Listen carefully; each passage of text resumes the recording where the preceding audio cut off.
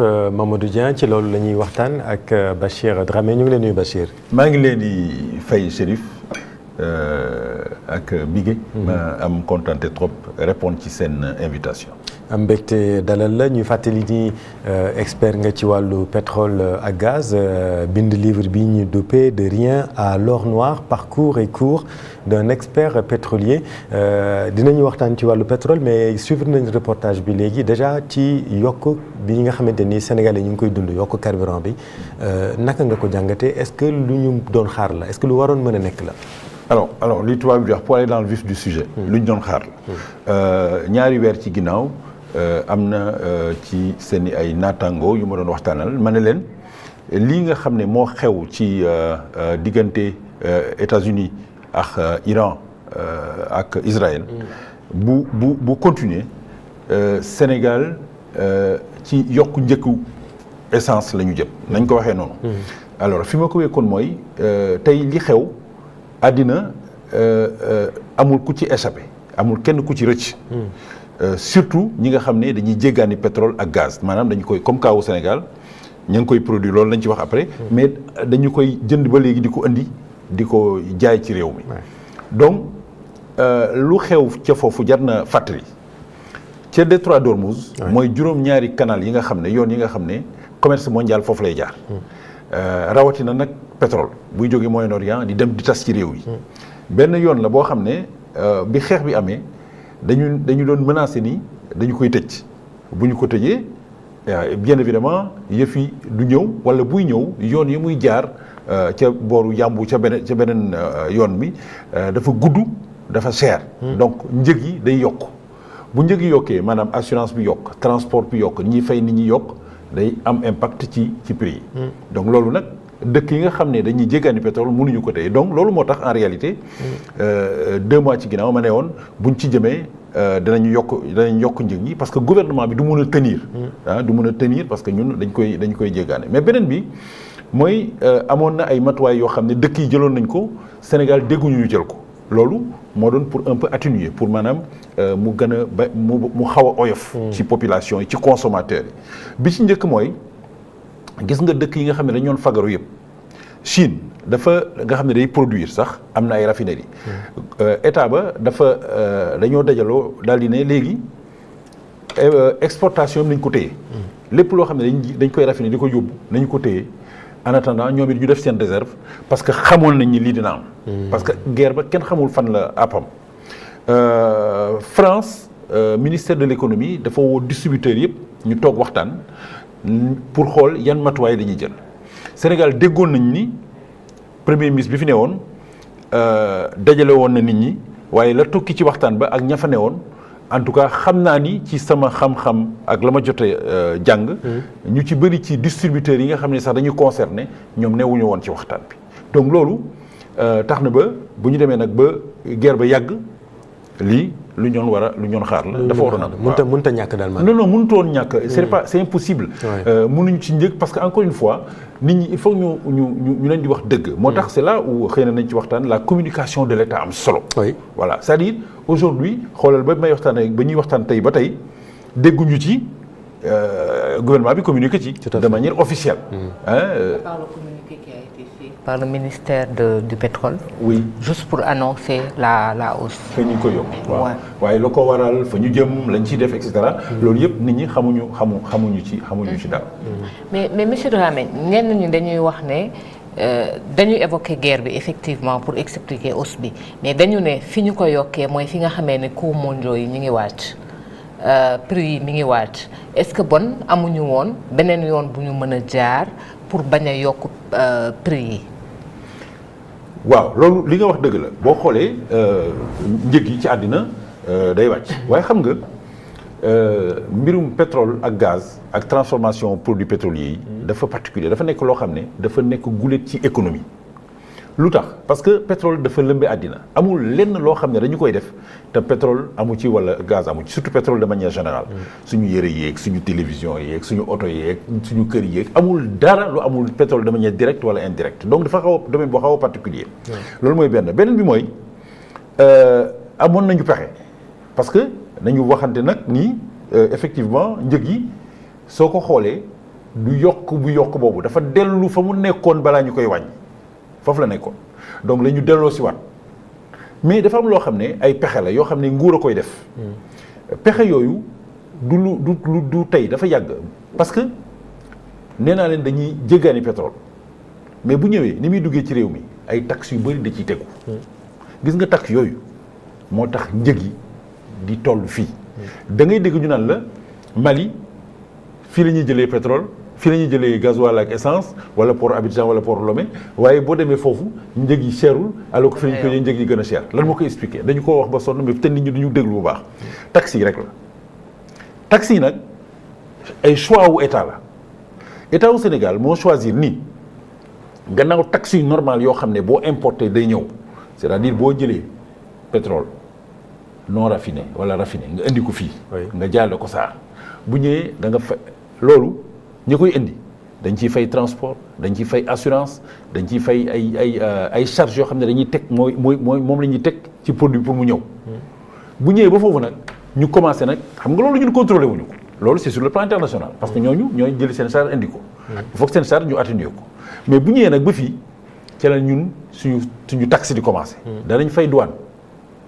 te douane bi du benn ay xeet la danañ fay ay droit de porte danañ fay ay taxu teg ko ci dépôt yi ay taxu vérification yi danañ fay ay taxu transport yi donc ay xeetu taxe yu bëri yoo xam ne dañ ko ci teg ba nga xam ne bu eggee ci pompe bi yëf yi day waaye état bi mën na jouer ci loolu parce que am na ay taxes yoo xam ne état bi moo ko jël volontairement daal di ne man dama bëgg am samay population dama bëgg ñu am tali yu baax ñu ne dañuy def benn taxe boo xam ne képp ku jënd essence di nga fay taxe boobu buy dem ci defar tali yi mooy FERA bi ngeen dégg. voilà fonds d'entretien routier. parce que dañu entretien tali bi sax ñun ñoo ci daw. donc yow loolu il faut ñu xam ko amoon na yeneen ak taxe nag ay taxe spécifique am na yoo xam ne amaana mën nañ ko laal waaye am na yoo xam ne mënuñu ko laal yoo xam ne règlement OHADA la nga xam ne dañu bokk ci sous-région bi ak ñenn ñi mënuñ ci laal waaye mën nañ ci jouer taxe douanier yi du yëpp la ñu mën a génnee am na ñu mën a laal am na ñu mënul laal mais dans un cas comme dans l'autre li ci am solo mooy réew mi am nañu ministère des finances ministère de l'économie ñoo xam ne seen xam-xam dafa màcc ci économie parce que nag affaire bi lu intégré la donc ñooñu xëy na bu ñu leen dégloo outiller leen ñoom dañ trouver ay pexe yoo xam ne taxes yi nañ xool ni ñu ciy jouer ba mu wàññeeku donc encore pour répondre ci question bi taxes yi la rek taxe état bi moo élevé par rapport ak Mali ñoom choisir ñu def yooyu yaa ngi wax ci wàllu économie ñuy fàttali ni jamono yi ñuy wax yaay mission du Fonds monétaire international bu fi nekk seen mission di jeex le 1er septembre bii di ñëw su ma ko évoqué c'est pour parler un peu des subventions du secteur à l'énergie qui est passé de 250 milliards à 729 milliards. te loolu li ko waral mooy c'est le renchérissement des coûts du pétrole depuis février. ci communication état bi lan nga ci doon xaar yow loo xamante ni déggoo ko woon ci point boobu noonu. alors li ma doon xaar mooy ñu leeral ni d'abord que mission FMI bi ça n'a rien à voir ak augmentation bi. loolu il faut mu leer parce que ñu bëri dañuy xalaat ni c'est parce que yokk nañu FMI dafa ñëw pour ne leen génne leen subventions yi. subventions yi bu ñu koy génnee moom musiba di am. waaw danañ ci jouer nag xam naa ni danañ ci jouer. donc loolu communication la moo tax encore une fois Chérif question bi nga posé am solo lan lañ ci xaar c'est-à-dire lan lañ ci déggul yi ñu ci déggul bëri na. yi ñu ci déggul mooy bi ci njëkk mooy orientation wu état bi fan lañ jëm c'est-à-dire da ngay am impression que. dañu nekk ci benn bateau boo xam ne day dem fii suba gannaaw soo mu dem fële gannaaw soo mu dem ñi nekk ci bateau bi ñoom xamuñu fu ñu jëm. dans le secteur du pétrole dans le secteur du pétrole et de l'énergie en général. tant dans l'amont ci augmentation du prix wax nañ ko sànq amul communication amul dara la venue du FMI ñu ngi koy lié à ça alors que en réalité FMI ou pas les prix allaient augmenter comme ni ma ko expliqué parce que le cours le baril du pétrole yokk na suite à ce qui se passe. mais expliquez ñu réellement subventions yi ak FMI ñu fàttali ni dañu yàgg a wax que ni nañu dindi subventions yi. waaw parce que ñoom tous les gouvernements l'ont refusé. tey jii ñu yokk subvention yi techniquement qu'est-ce qu'on peut comprendre. xam nga lan la ñuy comprendre de manière très simple. xam nga lan mooy subvention. mooy lii dafay jar 1000 francs waaye xam naa ni bu ma la ko jaayee 1000 francs yow populaire yow amoo xaalis boo ko jëndee man état damay wut xaalis bu ma ci teg pour li nga xam ne moom moo ci yokk man ma soulager la. loolu mooy subvention donc c'est pour soulager les populations de manière factuelle mais ñi nga xam ne ñooy yore économie mondiale ñoom dañuy xalaat ni subvention yi ñu jox. dafa bëri ba nga xam ne day plomber économie bi ñoom donc dañu naan la bu ñu la bëggee dimbali. yow subvention yi da nga koy génne. te yow boo génnee subvention bi gaañ population yi donc quel est le jeu économique? Je suis pas un économiste de facto, mais quel est le jeu économique auquel il faut lan nga war a def pour équilibrer loolu nag laa ni économistes yi ñoom am nañu xam-xam bi am nañu xarañ bi pour atténuer loolu waaye subvention moom loo xam ne c'est pas aujourd'hui comme ni nga ko waxee dafa yàgg état bu ñëw ñu ne non FMI nee na ñu génne subvention bi du ñu ko génne et cetera ñoom li leen soxal mooy soulager population yi alors que ñeneen li leen soxal mooy def jeu d'équilibre ba nga xam ne ñoom parce que dañuy lebale xaalis te xaalis boobu ñuy lebale bëgg ñu la ko jox ba pare yow nga koy dugal pour subventionner ñoom li ñuy bëgg bu ñu la jox xaalis bi yow nga investir ko ci dara mu jur dara ndax nga mun leen fay ëllëg donc de manière simple noonu la ñu ko war a mën a analyser gouvernement bi dañuy wax que c'est un retour à la normale en fait de ces prix-là est-ce que ça s'entend?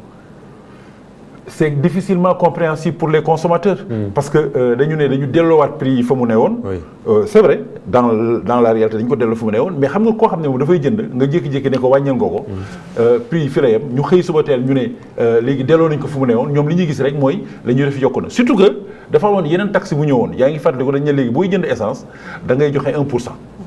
Donc loolu déjà fekkoon na fi nit ñi ñu ne kenn comprendre lu tax d'ailleurs ñu bëri xamuñu sax lu tax taxe boobu en fait taxe boobu yàgg la parce que dañ ko doon def dañoon inciter nit ñi pour ñu bancariser wu. donc ñu ne 1% bu fekkee da ngay jënd espèce da ngay jënd espèce maanaam da nga génnee xobet këyit di jënd ñu ne dañu lay taxé waaye boo fayee ci neen du am taxe donc dañu bëgg encourager mais loolu loi bu bees la c'est dans le cadre de la revue du code général des impôts. Oui mais la loi sur le processus de bancarisation existait déjà. Tout à fait. Et qui mettait en œuvre ce processus. Mais aujourd'hui li ñu ci yokk mooy dañu ko fësal ba nga xam ne képp ku jënd rek yow da ngay dem au % doole ci pompe bi boo demoon jënd ci magasin yeeg yëpp fu nekk foo joxe espèce da ngay joxe c'est les 0,5% aussi du TTA c'est-à-dire taxe sur les transferts d'argent. Sur les transferts d'argent. Donc yow c'est le même canal. C'est le même canal donc ñoom déjà ni population yi comprendre ñu woon taxe boobu ñi ngi naan non yokk nañu parce que boo demee da ngay fay da ngay 1% et cetera wax ñu ne d'ailleurs beneen problème boo xam ne am na traçabilité wu 1% bi day posé wu parce que boo demee tey ci distributeurs yi xam nga nit ñi dañuy fàtte ni y a un autre problème ci yokk yi mooy ñi nga xam ne ñooy jaay parce que jaayum essence secteur bu assez particulier la gis nga station yi ngay gis du ñëpp le pétrolier yi moom bu ci nekk ak nu ñu koy gérer multinationales yi ñoom dañuy def ni ci multinationale d'ailleurs boo demee ci pour ne pas citer Total ñoom dañu am benn politique jeune gérant maanaam yow pour ñu joxal station yow doo indi xaalis ñi pompes yi la ñuy jël defal leen ay promotion interne après defal leen benn contrat spécial ñuy jaay di fay ba pare boo amee nag yenn fer xaalis yi nga ne léegi man fay naa leen kon bàyyi leen ma gérer sama bopp bokkul ak Shell mi nga xam ne moom da naan boo amee xaalis nga ñëw ma jox la station donc politique yi bokkul politique yi nga xam ne moom la ñuy gérer station yi bokkul moo am ñoo xam ne indépendant yi tey ñu bëri ñoo ko moom ñoo moom station yi mooy ñi ñu wooye nationaux yi bi ñu ci duggee en 2000 ñu libéralisé alors ça c'est tellement vrai parce que man def naa test bi am na station yoo xamante ne boo fa demee dañuy jël 1% bi am ñoo xamante ne duñ la ko laaj duñ ko jël fay am ñu dul fay boo demee Kaolack ñu bëri appliqué wuñu mais même biir Dakar. à Dakar aussi. En fait d'une enseigne à une autre duñu fayee. parce que il faut que nit ñi xam ni politique gu distributeurs yi ñoom ñëpp bokkuñu toogaay. multinationales yi la ñuy gérer seen station bokkuñu ak ni indépendants yi di gérer seen station.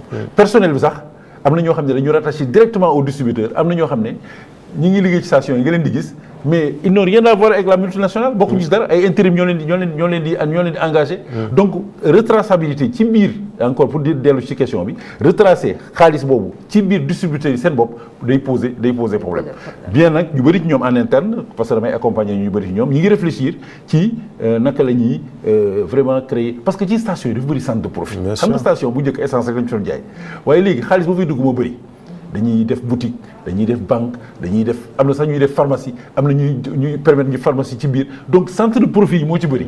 bu ko defee nag du économie intégrée parce que lu ci nekk nit a ko moom waa ji enseigne bi rek lay moom. donc yooyu yëpp bon xëy na yéen jotaay dañ ci mën a xuus gën ci waxtaan. mais dans un cas li ma bëgg a wax daal mooy ni encore une fois taxes yi de manière générale. moom moo tax yi jokk waaye communication état bi daf ci am solo. encore une fois nit ñi xamuñu fu ñu jëm c'est ça la vérité des choses aussi. Voilà ba léegi ministère bi génnewul gi mais ñu yaakaar ni xëy na comme premier ministre day def déclaration de politique générale. dinañu am une vision claire de fan la état bi Sénégal dans le secteur du pétrole et du gaz bëgg a jëm. D'autant parce plus que loolu tant que leerul. Oui. dañuy def nii rek. dañuy divaguer rek quoi. Et puis quand tu compares les prix entre Dakar et Abidjan da ngay gis ni Abidjan moo ñu gën a yombale. Oui. loolu tamit lan mooy par exemple super 990 Abidjan 905 francs CFA. Alors deux choses d'abord. Oui. Première chose c'est que. il faut Diesel 755 Abidjan 725. alors deux choses. Première chose expliqué naa ko. Dakar est cher hein. Oui, on non, le Dakar, dit de manière générale. C'est extraordinaire. Nous sommes une ville chère, Oui. de manière générale. Mais bon, il y a aussi qu'il faut connaître la réalité des choses. Ça, c'est important. Oui. Tout à l'heure, on a évoqué la question des taxes. De nous jouer tout. Est-ce que c'est une comparaison pertinente déjà? C'est une comparaison pertinente. Xam nga lu tax elle est pertinente. Oui. Nit ñi dañuy fàttali que ñoom Ivoiriens yi ñoom ñoo njëkk a commencé production de pétrole. Il y a une partie boo xam ne ñoom dañ koy raffiné ci seen i dëkk. Donc njëg yi forcément mën nañ ci jouer. Ñun aujourd'hui à l'heure où je vous parle la totalité yi génn Sangomar ñun raffiné wuñu ko dañuy continuer encore di importer donc bien que quand bien même nous sommes un pays producteur nous ne consommons pas ce que nous produisons. Consommé guñu ko pour le moment ñu ngi wax deuxième raffinerie waxoon nañu fii SAR 2.0 pour marché et cetera. Mais waxoon nañu sax à un certain moment am na une partie boo xam ne dañ koy def blending foofu jël boole ko ak pétrole Nigéria mélange ko pour mën ko jaay fii mais en réalité gisuñu ci benn incidence sur les prix alors que ñee commencé nañu loolu encore une fois nit ñi tam dañuy fàtte loolu. dañuy fàtte ni Sénégal 100 000 barils de pétrole lay génne par jour 100 000 barils de pétrole ci Sangomar fee ci île du Saloum. Côte d'Ivoire dem na ba léegi mu egg 400 000 barils 300 000 barils te ñu ngi découvrir yeneen réserve. Oui. 1 800 000 ay Angola de barils de pétrole 2 millions Nigéria Niger c'est un pays producteur bien que ñu ngi si 30 000 barils donc ñun pétrole amuñu ko lu bëri. xam nga voilà gaz la ñu gën a am. bon te gaz bi nag dara génn ko ci moom. waaw amul à part GTA. bi ñu bokk ak Mauritanie jël partie bi di yóbbu li ci des ñu delloo si ñu ko. pour ñu jël suñu wàll. yaakaar teranga mooy suñu yaakaar. te yaakaar teranga moom 2000 milliards yi ñu soxla. parce que 4000 milliards lañu 5900 milliards lañu doon wax au début initialement léegi Petrosen ñëw na egg ci nee nañu 2400 milliards 2500 milliards. CFA de CFA xam naa li koy expliquer différence bi peut-être mooy périmètre champ yi. Orientation yi et cetera. En tout cas li ci am solo mooy pour répondre encore ci sa question la comparaison elle est pertinente parce que c'est des choix d'État mais le pétrole c'est surtout des choix communicationnels et ça c'est important c'est-à-dire que population yi nga xam ne ñoom nga fi nekkal il faut yow ngay communiquer ak ñoom voilà mun leen wax am stratégie de communication buy permettre d'intégrer tout le monde ba nga xam ne nit ñi seen xel du jaaxi jaax aujourd'hui personne n'est capable de dire quelle est la vision du Sénégal sur la question pétrolière et gazière tout a été chamboulé. Même bu fekkee dañu jël li nga xam ne jot nañ ko wax ci gaz to power li nga xam ne aussi premier ministre bi fi jógee Ousmane Sonko jotoon na ko wax ne moom la ñu fas yéene def sur le gaz et le pétrole. Et que aussi ñoom tey ba tey ñi ngi ci loolu parce que ñi ngi waxaat renégociation des contrats dont ceux yi nga xam ne dafay laal pétrole ak gaz. Pour yow ba tey y a un flou où il y a nécessité de revoir tout cela. Il y a nécessité de revoir tout cela yëpp war nañu ko xoolaat xam nga man ma dernière fonction officielle j'étais directeur de la communication et des relations publiques de Petrosen Holding. Par la grâce de Dieu lépp lu ñuy wax ci pétrole bi j'y suis depuis 30 ans maintenant je ne suis plus jeune depuis Total où j'ai commencé ba Petrosen bu ma nekkoon fekkee naa un peu témoin la ci aventure pétrolière bi donc am na loo xam ne fekkee naa ko am na loo xam ne xam naa ko am na yoo xam ne yu bëri réglé woon nañ ko maanaam les orientations fan lañ jëm alors d'accord nañ ci mooy programme gaz to power boobu ak gaz to industrie maanaam dañ ne woon yaakaar teranga la ñu fay génnee balaa ñu koy jël di ko yóbbu dañu koy transformer fii bu ko defee Sénélec di ko utiliser industriels yi di ko utiliser bu ko defee njëg yi wàcc. mais yaakaar teranga c'est pas encore à l'ordre du jour hein. Non c'est pas demain la veille. C'est dans l'impasse actuellement. Non fu mu nekk nii yaakaaruñu ci amaguñ ci teranga. waaw il faut que nit ñi xam loolu. parce que aussi il faut pas avoir la langue de bois nañu wax nit ñi li may yooyu toujours une communication juste et vraie. bi ñu defee loolu nguur bi bees bi mu ñëwee li mu njëkk a def. mooy taxaw daal di ne dañuy renégocier contrat pétrolier yi woo ci télévision yi wax ko gis nga loolu dans le monde du pétrole experts yëpp dañ la ko wax ak professionnels yëpp fépp foo ko defee investisseurs yi taxaw ñi doon dugal seen xaalis commencé réfléchir parce que dëkk boo xam ne da nga ne yow da ngay xëy suba teel rek renégocier contrat yi. amul kenn kuy jël xaalisam di ko fa dugal en sachant que mën nañu renégocier ce contrat d'un jour à l'autre. D'autant plus qu'actuellement d'ailleurs on a un conflit Woodside. bañ ko commencé en traitement devant le CIRDI à Paris. bañ ko commencé dañu attaqué Woodside ci ay affaire fiscalité. ba pare bëgg a négocier ak moom te moom moo nekk ca champ wu pétrole ba. mais Woodside ba mu sonnee dafa dem consigner xaalis bañ koy laaj ci CDC. ba pare dem attaqué ñu tribunal de Paris. te gis nga pétrolier ñoom du ñu dem ci suñu tribunal yi ñoom dañuy dem Houston wala ñu dem Londres wala ñu dem Paris tribunal arbitral te arbitrage bi. mën na durer ay année ba nga xam ne yow da ngay sonn sax ci. ak ay 250 avocats. mais ñëw man bu may expliquer benn jour ça me fait rire déjà quand je pense.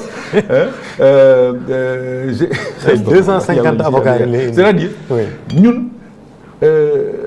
dañu xaw a néewal yi fii yoo xam ne xamuñu ko c'est-à-dire yow multinationale bi mën nga dem di négocier ak moom doo gis directeur doo gis kenn ay avocat rek ngay gis ay 250 ay cabinet entier loo xam ne seen spécialité loolu la ñun suñu Petrosen bi benn direction juridique la am bon day liggéey ak ay cabinet mais bon y a des choses qu'on ne peut pas dire mais li ci am solo mooy impasse bi nga xam ne dañ ci dugg impasse boobu dafa doy waar parce que Yaakaar Teranga moo doon suñu yaakaar ñu xëy suba teel dañuy renégocier. mais yeggalil foofu da ngeen demoon di rencontrer avec. ben oui da ngay rencontrer ay cabinet da ngay rencontrer ay pétroliers mais booy wax c'est avocat yi ngay njëkk a waxal. ñoom ñooy xool balaa ngay wax ak ñoom sax ñu envoyé la benn NDA benn accord de non divulgation de contrat ne la bon balaa ñuy waxtaan sax yow signé lii ba nga xam ne lépp lu ñu fi wax boo ko génnee ci biti boo ko génnee ñu yóbbu la ci tribunal bi balaa ñuy waxtaan rek. xam nga dans le monde pétrole voilà comment ça marche. moi quelqu'un vient me voir en me disant Bachir dama bëgg nga accompagner lii dama koy jox MBA yi ne ko am signé lii ba pare ñu door a waxtaan. donc ba pare mu laaj xaalis bu baree 2000 et quelques milliards 5900 milliards pour Yaakaar Teranga. Sénégal amu ko ñun amuñu ko loolu d'ailleurs moo indi contrat yi. moo indi contrat de partage production yi looloo ko indi. parce que ñun amuñu xaalis bu ñuy jël di ko dugal ci di seeti pétrole ak gaz boo xam ne wóorul mu am. parce que boo ko fa defee risque la. mën nga am comme mën nga bañ a am loolu mooy phase exploration. Total loolu la defoon. Total dañ ko jox Rufisque offshore. parce que dañu xam ni foofu am na pétrole. mais bi ñu ko joxee contrat bi Total dem dépenser plus de 75 milliards mais le puits est sec amul dara ñu perte. Mauritanie daloon na ko ci champ wu Chenguiti ñu waxoon ni amoon nañu kii du def fa xaalis ñoom it ñu perte donc yëf yi sans gagne sans perte la sans gagne sans perte. ñun duñu ko def parce que dañu soxla hôpital dañu soxla dispensaire dañu soxla ay école xaalis boobu ñu def foofu moo gën a wóor alors naka la ñuy def dañuy def. contrat yi ñoo def partage production maanaam béy séddoo. dañuy dem woy multinationales yi ñoom ñu jël risque dugal seen xaalis. bu ñu gisee nag ñu génnee li ñuy dépensé seen investissement li ci des ñu séddoo ko ak ñun ñuy def noonu ba mu mën ay fukki at ay 20 ans ñun nag ñu jël relais bi. moom defal suñu bopp loolu la Nigéria def dëkk yi gis pétrole yëpp moom la ñuy gis. waaye am na ay modèles yu nekk ci àddina yoo xam ne mën nañu ko copier donc pour dellu si waat ci Yaakaar Teranga et terminer ci foofu. Yaakaar Teranga donc ba ñu demee BP moo fa nekkoon. ñu dem ba ci digg bi BP ak président ba fa nekkoon d'accord duñ ci orientation yi. BP ñoom dañuy nekk ci phase de transition énergétique dañu ne ñoom pétrole sax dootuñu ko financer loolu la nit ñi di wax tubaab bi ne dañuy dem ci yenn énergie renouvelable yi donc boo gisee sax dañoo changer seen i enseignes ak seen i logo yi mu verte pour wane ñoom ci écologie la ñu nekk pour jël xaalisu seen actionnaires yi. donc ñooñu orientation yu bëri yooyu ak conflit yi tax ba BP moom daal ne bon man sax pare naa dem naa. mu bàyyi fa Petrosen ak Cosmos. Cosmos c'est une junior c'est-à-dire du multinationale bu mag a mag de la taille de BP wala de la taille de Total wala les 7 sœurs et cetera ñu leen di woowe ñi nga xam ne ñoo gën a am doole ci àddina. donc BP Cosmos moom fa toogee moom it à un certain moment daal di annoncé ni moom amatul doole donc il faut mu dem. mu def communiqué 2025 daal ne man damay dem wax na ko. li ñuy jaaxal mooy moom dafay doon dem juillet 2026. premier ministre ba génn daal di ne ñoom sax dàq nañu BP dàq nañu Cosmos jël nañu négocier nangu nañu contrat bi nanguñu dara. pour dire la vérité nanguñu dara ñooñu ñoo ne dañuy dem. loolu mooy dëgg. maintenant souverainisme boobu au nom de souverainisme dañuy exploité ji. moo nag posé Petrosen moom kenn dafa ne. amul xaalis bi xarañte bi des na. parce que technicité parce que il faut comprendre que bu ñuy liggéey. pétrolier bu ñu ne la Total mu ngi liggéey wala Cosmos du société bi mooy liggéey dañuy indi ay sous-traitants ñooñu fu ñu dem ñoom lay àndal ñoom moo ngay dégg ñoom Technip Halliburton Subsea et cetera ñooñu ñooy def liggéey bi ak boole ko ak technicien multinational bi. Petrosen am na ay xale yu xarañ mais y a aussi ça. sans parler du financement parce qu'on parle de financement endogène est-ce que loolu mën nañ ko def ma boole ci beneen laaj mooy fan lañ toll ci préparation de la phase 2 de Sangomar. voilà donc bu ci njëkk bi mooy je termine déjà xarañte bi des na lu bëri. après ñu defoon erreur sur le choix des hommes je l'assume entièrement parce que bi ma gisee yenn nit ñi ñu jëlee parce que mënoo jël man mi nga xam ne xaw ma dara ci football man Messi sax xameewu ma ko. nga ne ma damay entraîner équipe nationale tu vas amener un problème. kon yow d'accord woon ñu dindi fi Manar Sall. non j'étais bon techniquement Manar est quand même bon. Je le dis objectivement. Plus de 30 ans d'expérience professionnelle, il a amené quand même moom fi indi Petrosen Trading et Services avec 0 franc, ça aussi les gens l'oublient bañ ko koy jox dara néew fa. les fan yëpp moo ko fa indi d'ailleurs Manar a donné à Petrosen ses lettres de noblesse. parce que bu njëkk ba. Manar Sall moo doon DG wu Petrosen Holdings, on était ensemble quand on était jeunes, on a commencé dans les multinationales. Manar est une sommité dans l'opérationnalité pétrolière, c'est ça la vérité aussi. Donc c'est une erreur de l'avoir enlevé. Je ne dis pas que c'est une erreur, mais booy génne nit. bu la neexee nga génne mais da ngay génne da ngay indi ku ko gën. wala ku ci xam dara wala ku ko tane. bon il semblerait que fa nekk xam na ci c'est déjà bien mais à la holding c'est là le plus important nit ñi dañuy fàttali ni Petrosen dafa changer dafa def mutation institutionnelle gis nga bu njëkk ba booy wax nit ñi Petrosen dañu naan Petersen pour di kenn xamu ko. xamuñu woon sax fu mu nekkoon mi ngi ñëwoon ci benn ruq ca ànd ca Yarax. dëgg la donc bi ñuy defee mutation institutionnelle bi ñu def Petrosen holding ak ay filiales yooyu. ñu bëgg a calquer multinationales yi comme ni ñu mel loolu c'est très normal man sama liggéey d'ailleurs doctoral ci recherche yooyu lay dem mutation institutionnelle d'une société nationale en cas de découverte c'est-à-dire maanaam bu ñu gisee pétrole le gaz naka la société bi def ba changer nekk comme yeneen multinationales yi mais loolu Manar Sall contribuer ci lu bëri moo leen génne ci ruq bi ñëw ñu nekk ci booru tali bi ñëpp gis Petrosen ñu liggéey ci logo yi liggéey ci machin y a beaucoup de choses yoo xam ne indi na ko mais dans la holding bi nga xam ne moom moo yore yëf yi tam holding bi loolu tamit beneen problème la. C'est-à-dire qu'on a aussi un problème structurel chez Petrosen. Pourquoi? Parce que Petrosen Holding moom filiale yi à 100%. moom EP mi wut pétrole moom ñu ne ci amoo bi trading et service. mais ñetti directeurs yëpp ñu ne holding moo ko moom waaye ñetti yëpp ils sont nommés par décret kan mooy patron wu kan loolu problème la. dans les multinationales on a des PDG et en interne on a les directeurs de filiales. hiérarchie quoi. voilà hiérarchie bi daf ci am solo dans le monde pétrolier maintenant pour répondre ci question bi nga doon wax sànq. c'était par rapport à. la phase 2 de Sangomar. Voilà, de Sangomar. ñu ngi ciy liggéey. Ils sont en train de travailler xam nga Sangomar dafa am benn particularité bi ñu demee Sangomar di wut pétrole xam nga pétrole buy génn day ànd ak gaz boobu la ñuy tuddee gaz associé. waaye gaz boobu souvent dañu ko utiliser ci plateforme yi pour mu servir de consommation wala ñu lakk ko. moo tax muy tàkk noonu ngay gis muy tàkk ci kaw. mais bi ñu demee dañu gis ni ci suufu puits ba gis nañ fa quantité de gaz bu bare ko ñoom d'ailleurs ils n'ont pas encore communiqué dessus.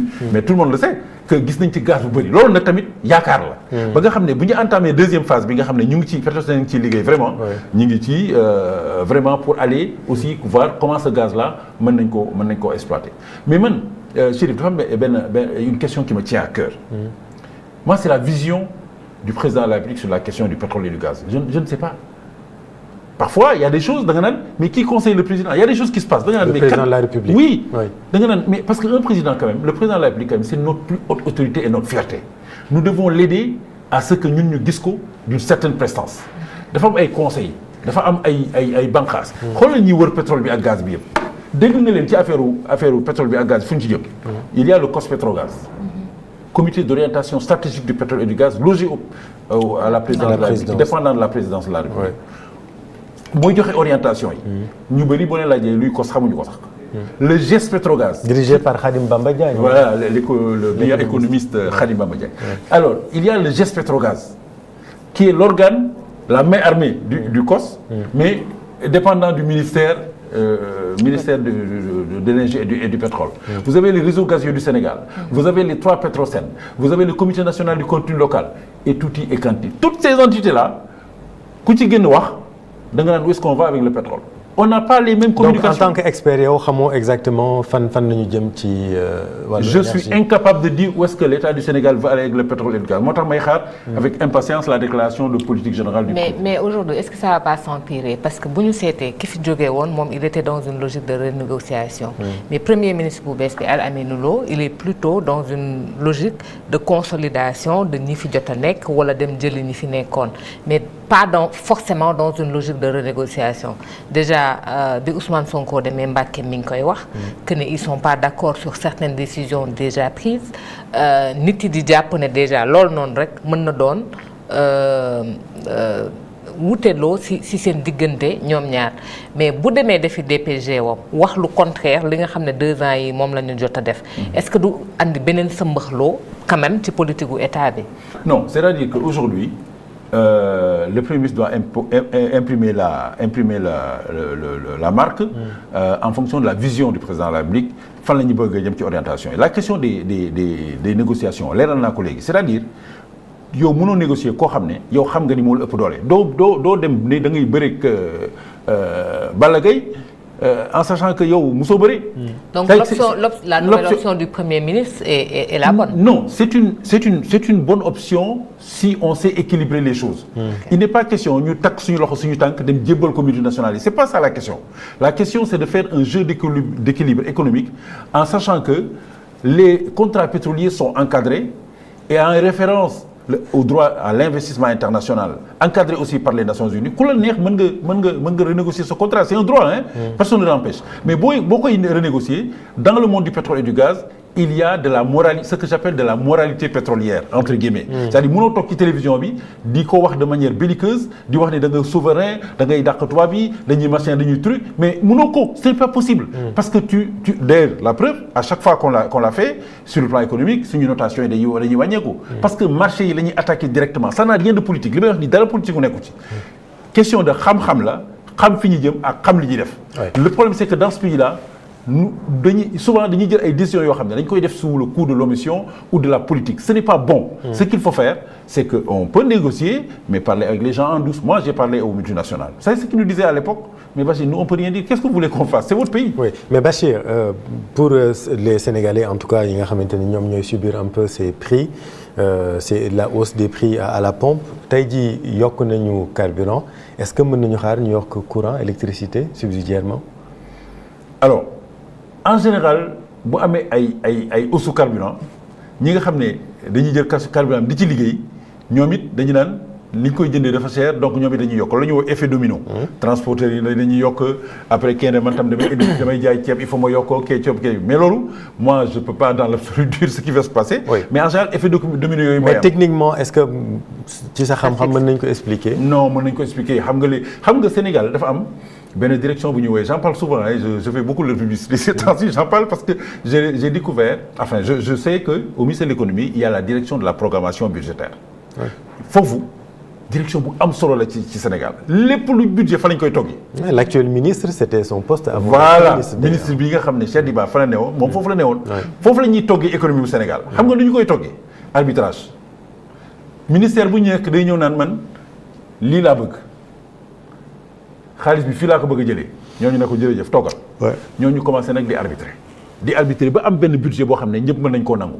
gis nga ñooñu mën nañ ñoom rek ñoo la mën a wax fan la prix yi mën a jëm de manière factuelle parce que xam nañ dañuy toog ne la yëf yi dina yokk de parce que arbitrer ñu donc effet domino boobu en général mooy am. Mais il est possible que bon économistes yi trouver un subterfuge pour effet domino bi et justement la présence du FMI parce que bu ñu joxee xaalis pour ñu mën a souffler yu bëri nañ ko mën def ba nga xam ne xëy na njëg yi du jéggi dayoo.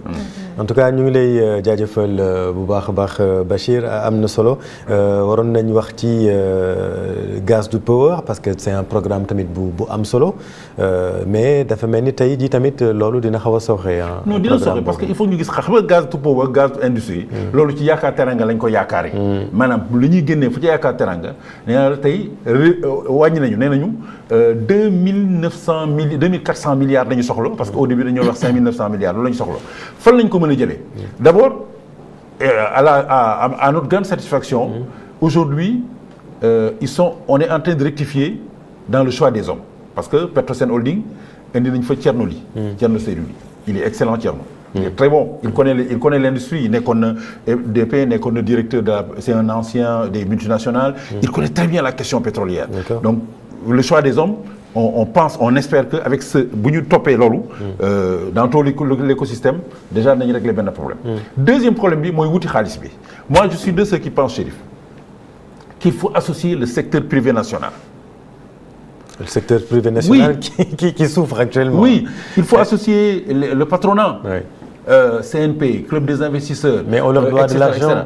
Oui, mais il semblerait qu'on va les payer. Il semblerait mais ces gens-là sont capables de mobiliser du financement. Plus le financement de la diaspora, nous bolé ci nak yenen fonds d'investissement yi. Donc bu ñu défé ce melting pot là nañ ko def. Et en plus, il va falloir créer une société pétrolière privée bu nekk sur toute la chaîne de valeur. Amul Sénégal, Petrosen rek moo fi nekk une société nationale. Ils sont dans la distribution. Aujourd'hui, dans 10 ans, dans 15 ans, il faut prendre le relais. Donc, société bu amul, mënul jël relais bi. Petrosen dina changer orientation forcément. Regardez le Nigeria, regardez Norvège. Aujourd'hui, les Nigérians, je suis au courant, moi je sais, tout le monde le sait, c'est pas un secret. Les Nigérians viennent ici pour chercher des licences.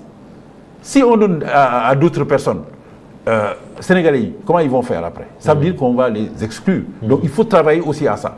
Dans un cas, li ma bëggoon terminer, moi, à mon avis, le premier problème qu'il faut régler, c'est une synergie communicationnelle. Et dans la synergie communicationnelle, dans l'histoire du pétrole et du gaz, il est démontré que ce ne sont pas seulement les professionnels du pétrole qui vont parler. Il faut mettre les professionnels des médias. Je l'ai dit par ailleurs. C'est-à-dire, yéen am ngeen xarañte am ngeen xam ngeen technique de communication yi am ngeen yenn stratégie yoo xam ne il faut ñu boole leen ci mbir yi.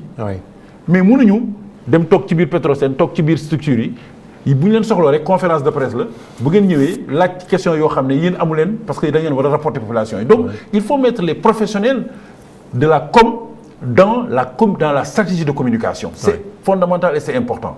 Mon appel en tout cas, c'est aussi, vous me permettrez de terminer par là, si on a terminé, de faire mon exercice professionnel et mon métier. Je suis obligé dans mes communications, malheureusement ou heureusement, de terminer par ce que j'appelle des conseils de sécurité. Xam nga, bu ñu amee pétrole ak gaz, notre comportement sécuritaire est très important. Mënuñu permettre, parce qu'on va aller ay tuyaux di jaar fu ne ay camions gaz di jaar fu ne alors que ñun amuñu ci benn comportement sécuritaire. Même les personnels dans les stations service amuñu formation da nga leen di laaj lu tax ñu naan la fayal sa téléphone portable xamuñu ko. da nga leen di laaj ana extincteur bi lu muy jëriñ wala lu nekk ci biir mënuñu la ko wax.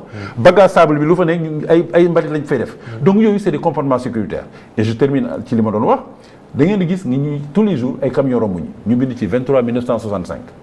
ñun suñu bopp ñooy dawal topp camions yi di leen doublé ki camions yi di dóog ci ay doo daan di dóor ay gaz la ñuy transporter.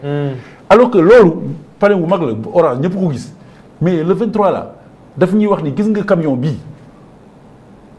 dafa am produit inflammable dangereux. Voilà ce que ça veut dire da nga koy romb wala nga sori ko. waaye doo ko tafu moom muy dóor ci doo daan yi gaz yi tëb mu explosé dal ci sa kaw indi musiba.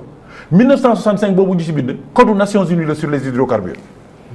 Donc code yooyu ñun il faut ñu koy boole ci li ñuy jàng ci code de la route. dëgg la mais il faut aussi ñu koy jàngale ci école yi xale yi tel koo xam. En tout cas l'aspect communicationnel sur le pétrole et le gaz est extrêmement important. Il faut que l'État prenne ses responsabilités. C'est très important et am na solo maintenant ci wàllu sécurité moom li ñu ci wax nii attiré na attention bu baax a baax et j'espère que nit ñi dinañ ci gën a bàyyi xel Bachir et puis c'est des choses basiques mais qui peuvent se révéler très très très dangereuses et que mais absolument population bi war nañ ko war nañ ko mën a on peut épiloguer dessus toute une journée. Tout à fait. Voilà camion citerne yi ngay gis ñuy dépoter. bu ñu ne la fayal sa moteur nga bañ. alors que bu si ba yëpp foofu lay jógee. Donc voilà. En tout cas yàlla nañu ci yàlla musal. Mais li may terminer encore une fois pour terminer. C'est de dire il faut que État au Sénégal jël ay responsabilités ñu xam fan lañ jëm ci question pétrolière gazière bi ba et en plus ñu am une communication. kañ la wàññeeku bi di yegg si à la pompe. Ben bu ñu commencé produire. Inch'Allah bu ñu commencé produire di ko consommer. rek nga gis prix yi dina wàcc inch'Allah taala. Merci beaucoup Bachir Dramé nekk expert pétrolier consultant international auteur du livre De rien à l'or noir un livre passionnant que je recommande bien entendu à tous nos internautes. Merci beaucoup Bachir. C'est moi qui vous remercie. Merci beaucoup Bigué. Merci ñu ngi leen di jaajëfal mu nekkoon seen matinale donc de ce jeudi. Rendez-vous demain avec Pape Cheikh Sylla et toute l'équipe de la matinale. Bonne suite des programmes.